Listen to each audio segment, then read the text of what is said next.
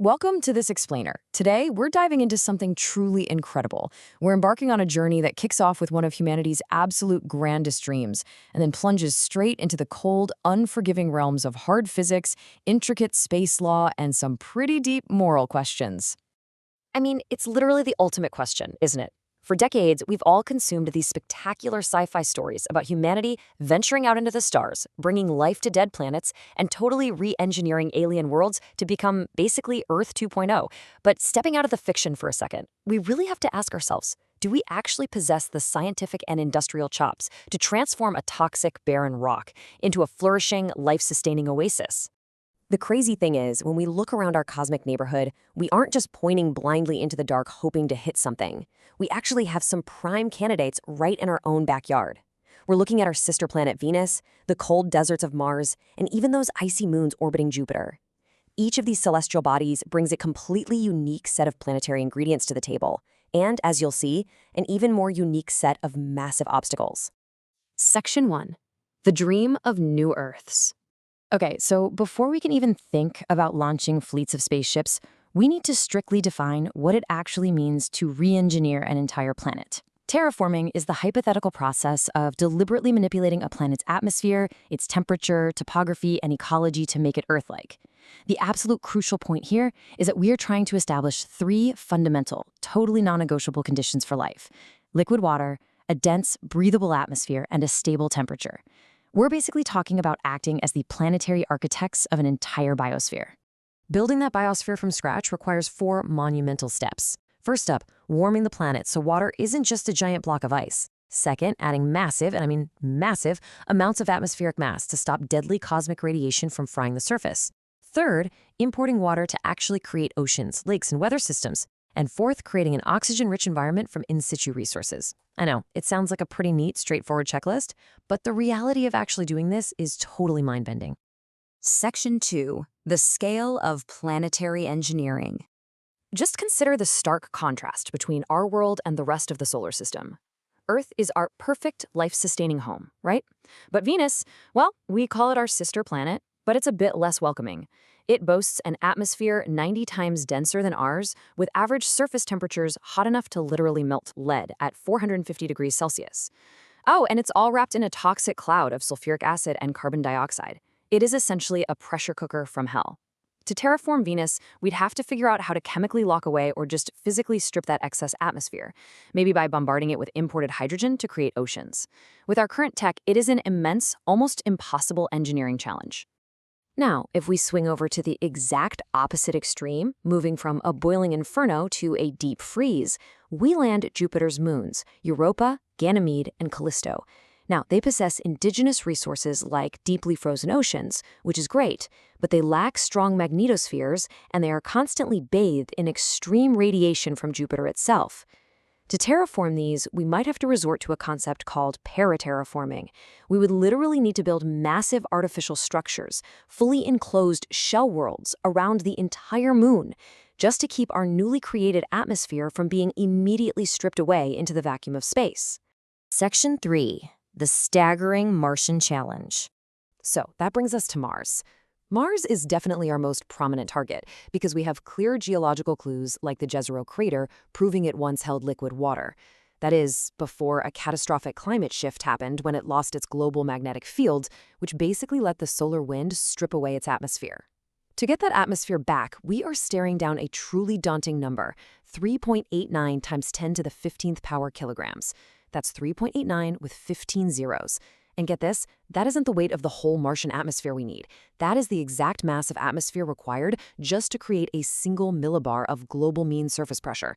For context, Earth sits at about 1,000 millibars at sea level. So the logistics of moving exciton-class inventories of gas and volatile materials all the way across the solar system just to build an atmosphere, it's simply staggering.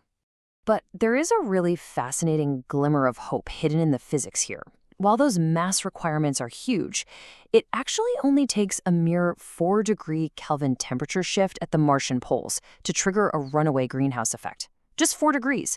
If we could just warm those poles up, perhaps by building massive orbiting solar mirrors or altering the planet's surface reflectivity, its albedo, by dropping dark dust from its moons, we could start vaporizing the frozen CO2. We could basically let the planet start efficiently warming itself. That said, we still have to contend with brute force eventually, because to achieve open atmosphere oxygenation, which basically means making the air breathable without needing a spacesuit, we aren't talking about a few gigawatts of power. We are talking about hundreds of terawatts to petawatts of continuous power, and we'd need to sustain that over centuries, maybe even millennia. We're talking about a planetary-scale industrial infrastructure that is just far, far beyond anything humanity currently possesses. Section 4. Who owns outer space? So let's pause the physical engineering for a moment because we immediately hit a sudden, very earthly complication.